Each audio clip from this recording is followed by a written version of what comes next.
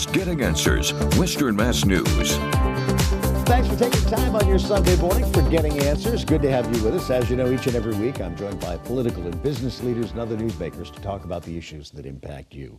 This week, I'm joined by the newly elected mayor of Easthampton Salem Derby. Good to see you. It's good to see you too. Thanks for having me. Last time we talked, it was during the election season, and so you've served as interim mayor since the summer. Now you're the mayor being elected yourself. And what's the difference between being the interim mayor and being elected? So surprisingly, there is a difference. Yeah. As soon as I won the election, everybody realized that I was the permanent mayor, and so they could come to me with their request for money. So it's been kind of an onslaught. The floodgates opened, and everybody started coming to me asking me for money and what I could do. And it's been exciting. You know, it's not just people asking for money, but it's also, you know, really getting plans solidified. As interim mayor, I decided I wasn't just going to be a mayor that sat back with his feet up and signed papers, and I wanted to do things. Well, you have ideas and you only take them so far, right? Exactly. Yeah. So, and it was really exciting going from the city council side to the executive side to be able to like take my ideas and put them into action. And now being the elected mayor, that just makes it even more legitimate. And so, you know, I've met with all of our departments and kind of outlined my vision. Been able to kind of set the tone. So I've met with all City Hall staff, I've met with police, met with fire, and really kind of let them know where I'm coming from, what my vision is, and how I am going to be bringing a team approach to the city, how we can all work together and try to break down some of those silos that typically separate the different departments. This really was the first test, this election of ranked choice voting. What's your assessment of how it went? So it's really funny. So I was 2 days ago, I was in the governor's office for a holiday reception with other mayors. And I was talking to a mayor and I said, hey, you know, we were the first city in the state to do a mayoral race with ranked choice voting and have 3 candidates. And he kind of poo-pooed it. And I was like, well, actually, you know, listen. So number one, we were able to have a really clean, issues-based race. Like, we didn't go after each other. And the reason for that is because you want to be seen in a positive light by everybody so you can be somebody's second. You know, the other thing is you're really giving people more of a voice. So, you know, if you don't get your first choice, you at least get to say, well, I really prefer this person over this person if I don't get my first choice. So it's actually, you know, increasing the amount of democracy that we're able to have in an election. And I think the other piece is, you know, being able to, as a candidate, being able to target people that have your opponent's signs in their yards and say, hey, like, if I'm not your first choice, maybe I can be your second choice. I think that it really is a positive thing. And in fact, I also got to go about a week into being the elected mayor. I got to go to the State House and testify for ranked choice voting. Well, everybody's watching Easthampton to see how this worked out. And it worked out great. Yeah. Really. I mean, I was able to get, you know, 40% of the vote in the first round. And then after the second round, I was able to get 56% of the vote, which is a pretty good mandate. And it really allowed people to get the person that they most preferred. Because part of this, too, is to expand this to other races. I know you're talking school committee and city council, too. Yep, so multi-member races. So that was one of the things we testified about at the State House. And, you know, it's interesting. A lot of cities in Massachusetts have petitioned the legislature to allow for ranked choice voting. We were one of the last ones to get in. They haven't approved any since. So I'm hoping that there can be some movement on that because, like I said, that mayor poo-pooed me, but he didn't really understand what it was all about. And that's the whole thing, understanding. It's really, it's not a complicated process. You know, you get to choose who you want the most, and then who, you know, you can look at the field and say, well, I think this next person would probably be my next choice. And then, you know, you're really being able to express what you want. And I think that's always a good thing. It's called progress. Progress. More than anything else. I want to talk about, you recently decided to eliminate the job of executive assistant to the mayor. It caused a lot of turmoil in Easthampton, held by your one-time opponent for Mayor Lindsay Sekula. Let's talk about your reasons for doing away with that position. Yeah, because so this wasn't a decision you made lightly. No, definitely not. And, you know, I think it's always interesting for me to reflect on this is, you know, pretty much it's accepted in the political sphere. If a president wins, they're going to come in with their own cabinet. If a governor wins, they're going to come in with their own people. Yeah. You know, if generally in any other city, if a mayor wins, it's pretty accepted. They're going to come in with their own people. Now, for me, I'm not looking to do a full-scale replacement of a cabinet. I'm looking to make sure that the person who's sitting next to me is someone that I can truly trust and that has my back and that is appropriate for what I need. And when I looked at this as being interim mayor, I realized that I did not need a high-level chief of staff to meet with department heads for me and to get paid as much as the mayor. Really what I needed was someone to do things like scheduling my calendar, right, helping me sort through my emails, and some more basic stuff. And so, you know, I looked through all of the office managers and administrative assistants at City Hall, and I took all their salaries and averaged them out. It was about $47,000 a year.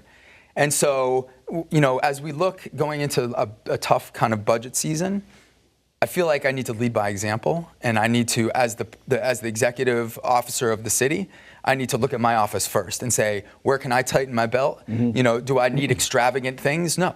You know, I need, you know, my needs to be met. And if that means having to eliminate a position and downsize that because it's right for the city, I'm going to have to do that. Well, you're also looking, and I want to talk about the Hampshire County Group Insurance Trust and what happened to Easthampton and a number of other communities too. You faced a December 1st deadline to decide whether to make a change or to stay with the trust. What's Easthampton going to do? So we're staying you got hit with a big increase. We got hit with a big, I mean, so we're talking about like 38% in the last 6 months. Right. And that was huge. And so that happened right after I became interim mayor. So I charged my HR director to start doing actuarial study, so we can look at like what is it going to cost to stay in the trust, what is it going to cost to switch to the GIC, to Maya, which is the city's insurance, or to self-insure. Right. And really that work kind of is ongoing. There's a lot of factors in play. So we did not meet the December 1st deadline, right, to express our intent to leave the trust. We're hoping a consultant has just been hired to hire a new director of the trust, and so that we're hoping that's going to bring some stability to the trust, and that we're going to be able to kind of level off these increases that we're seeing. However, we're going to be prepared for the next round when we're going to be able to potentially pack our bags and go. We're going to be ready. So we're creating our go bag right now, which is a set of tools that are going to allow us to choose the cheapest, most appropriate option when the time comes. Because this money, this is 38% we're talking. This is money you wasn't planned for, number one, that you had to pull from somewhere else. Yes, and it's so right now we just the auditor and myself just sat down and took a look at where we are. So the good news is we're under where we thought we were going to be as far as the deficit goes around insurance. Yeah. So we're well positioned to be able to manage the costs as they are now. But still, any costs above and beyond what we've budgeted for, I'm going to be cautious of, and I'm going to be making sure that we're preparing as we move forward to do what the most economical and appropriate thing for the city to do. As you look at that too, you're looking at the GIC and others like that. Is it time to re-examine the state, county, municipal health insurance and retirement programs and possibly even look to the private sector as what most businesses do? So I would even take it one step above that, and I would take it looking at health insurance from the 30,000-foot view. Yeah. And, if we look at our system now, it's broken. And it's broken because we run healthcare for profit. And for me, issues of life and death should not be run for profit. No. That's why we don't run our police for profit. We don't run our fire for profit. Things that are so important, we generally are going to bring those in and say, this is a collective need for the citizens, so we're going to collectively put our resources together and pay for it. So if we did Medicare for All in Massachusetts, we'd save, just in Massachusetts, about $50 billion a year. It's $48.8 billion a year. That's a big savings. Sure is. I mean, if you think about the bureaucracy that goes into billing and all of the things that are part of it. So, I would say, looking at this from a bigger picture, 650,000 people in the United States file bankruptcy because of medical bills. Mm-hmm. That's crazy. If you look at any other industrialized nation in the world, zero. And us having 650,000 bankruptcies from health insurance and looking to the rest of the world and seeing zero, yeah, That's a pretty glaring difference. So, I'm going to do what I can to propagate this idea of this is a matter of life and death. We all need to get on board, and we need to take the profit out of this and run this like we do other things like police and fire, and really streamline it, because there's a lot of waste. Yeah, you a lot of people. I mean, really, you look at Easthampton. I mean, such a mixed group of people make up the town. New people and people who've been there forever and of all ages. That it shouldn't be come down to a choice between, well, do I put food on my table? Do I pay for my medication? Or do I get treated for this or that? And then you add to that, the rising cost of rent and housing. And, so there's just so many pieces that are coming together that are really making it difficult to thrive.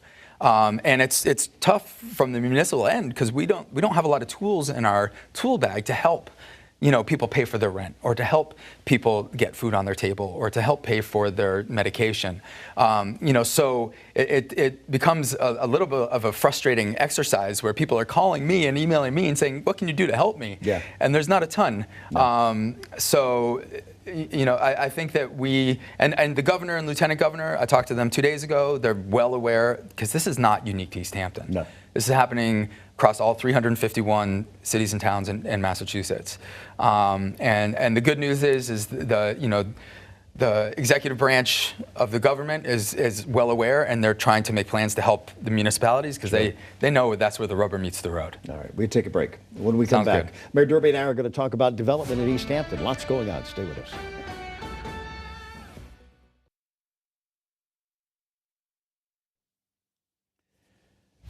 Back with Easthampton's duly elected Mayor Salem Derby. Let's talk about development.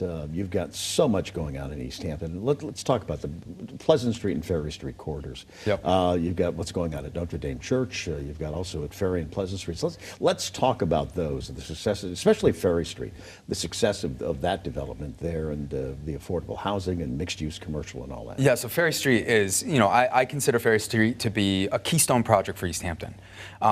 So what we have is a mill that had been vacant for years and years. When I first became a city councilor 22 years ago, I talked to the fire chief, and he's like, you do realize what's going on in these buildings, right? And I said, no, I have no idea. They were being used to store paper that was being taken from Hartford, recycled. It was floor-to-ceiling paper in those mills. It was a powder keg. And so thankfully, the mill sold. They cleared them out. There was a developer that tried to do stuff, didn't work. So then we finally got Mike Michon and his development group, and they did 3 and 5, and those buildings are beautiful. Well, it's basically stripping it down to bare bones and then building it back up, but they are absolutely gorgeous. Absolutely beautiful. So now we have 7 and 11, which are going online next. Now, this is a complicated project because the city has easements over that property, and so actually I was in a meeting this morning where we were looking at having to borrow $3 million, so we're coming up with a plan with the developer because we have a diff. So a diff means that anything, it's district improvement financing. Anything we do in that district can be paid back with a pilot payment from the developer. So we're going to borrow $3 million to do demolition of the old Generation House, which is right on this. So this building is so cool, right on the canal. When this is done, it's going to be world class. There's going to be a cafe over the canal, because there's an old canal that goes between the buildings. There's going to be 100 units of affordable housing. There's going to be market rate housing. There's going to be commercial space. It is a keystone project. And because of the diff, we can do improvements in the infrastructure in the area. Sewer improvements, road improvements. So Parsons Street and Ferry Street has always been really bad. Always, yeah. Always. So we're fixing it. And that's part of the project. And so this morning we're working on schedules and how we're going to do the borrowing, and all. So it's complicated, and it's so complicated because it's a partnership between the city and between the developers, between a bunch of affordable housing developers and the state. So it's a lot of hands in the pot, but it's going along really well. Well, you look at that, then you move up the street, the former Notre Dame property, now back on the tax rolls, 5 Stars developing apartments there. And so that's going to be, I believe, 32 units. It's going to be spread across 8 buildings, and they're going to use that church as, I think there's going to be 4 units in the church. So they're keeping the church. which is great because it's beautiful. It is. And so then there's going to be 8 new buildings. So all the other buildings are going to get taken down. That's a 4-phase project, and they're in phase 1 right now. It's moving along pretty well. I mean, this is all part of Easthampton's plan. I mean, it's amazing what's happened in the city over the last 20 years. But the successes on Ferry Street and the challenge that you've had to navigate to move forward, how do you envision the completed project there and in other sections of the city impacting other business development and really bringing neighborhoods back? So I think that this is, like I said, it's a key. These projects are keystone projects. You know, we deal with affordability issues, which we might talk about later, but really that's about supply and demand. Yeah. And so as we bring more supply online, it's going to inevitably help with some of that demand. And what we're going to do is we're going to, you know, we've had declining enrollment in our schools. We're going to be able, we have 2 beautiful brand new schools. And so we're going to be able to bring more families into Easthampton that can utilize our school. And when we have more kids in schools, that actually helps us. But we also have more people to go to the restaurants. We have more people to go to our businesses. And, you know, honestly, the more families we have, the more people we have, that is going to make Easthampton just that much more vibrant. Sure. You know, and I'm hoping, part of this is the hope that we're going to keep improving pedestrian and bike infrastructure. So not as many people have to drive if they want to go out to dinner. They could walk, they could ride their bike, they could, you know, we're working on a micro transit ideas, you know, like little trolleys and whatnot. Because congestion inevitably becomes a thing. We don't want traffic jams everywhere. No. And I know that on Route 10, when we look at the Sierra Vista, that is a potential thing, you know, like that could increase. Traffic's already tough there as it is. It's busy there already, yeah. Yeah. And so again, you know, that's a 4-phase project. But we're seeing progress there now. And we're seeing progress. So right now they're building, you know, the Roots Center. So the foundation's been poured for that. Greenfield Savings Bank is almost done. And that's going to be great to have another banking partner in town. I know that they're financing a lot of the building projects as well.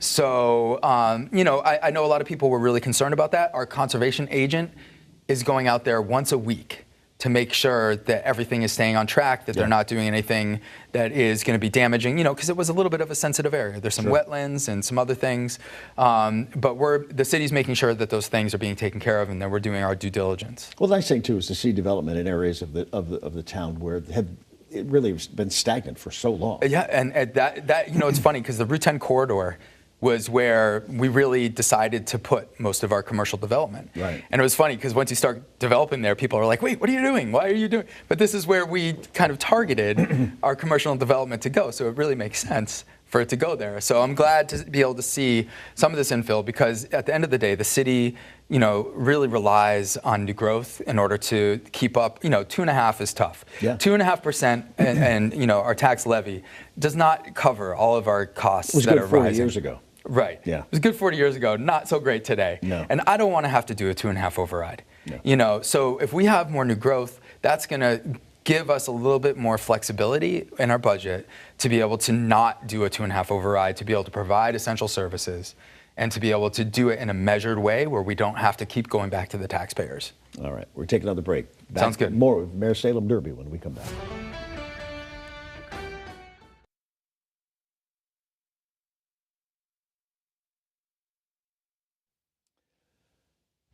Back, our last segment with Easthampton Mayor Salem Derby. Let's talk about the cultural aspect of Easthampton and the community itself. You recently partnered with the police department to donate $4,000 to the community center to help provide more than 8,000 meals to local families. Let's talk about this partnership and how it came together. So this was, you know, a direct result of the SNAP benefits being cut.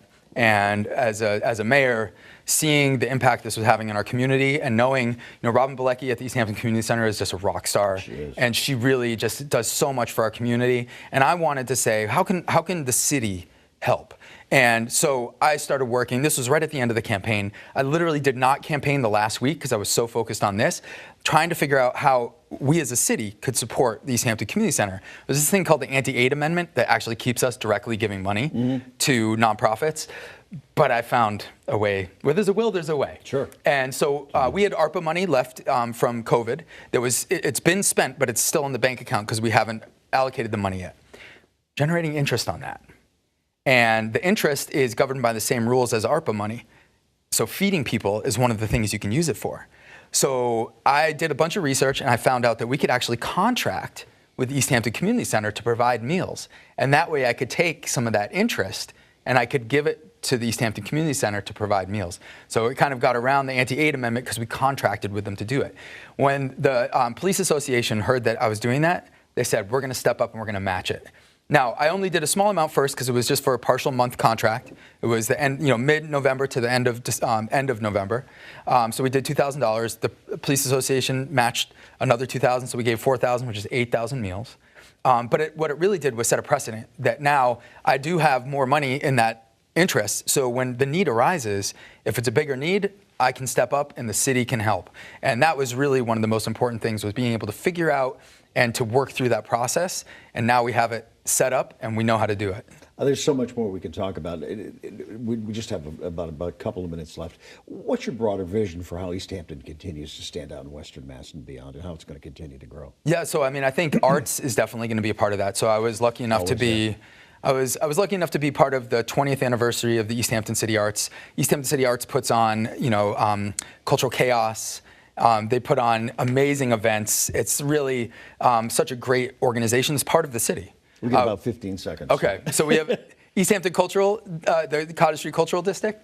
I want to see that grow to the Pleasant Street Cultural District, to the Main Street Cultural District, because I think arts are really going to help Easthampton stay on the map and move forward. It's really become the hub of arts in Western Mass. It really has. More than anything else. And music is going to be a huge part of that. Absolutely. Thank you so much. Thank Mayor you. Salem I Derby, appreciate good it. to see you. Yeah. Congratulations Thank on you your so win. much. We'll have you back. That sounds good. Please, we got much more to talk about Easthampton and everything else. That does it for us. Thanks for watching this week. Western Mass News Getting Answers. We'll see you next week.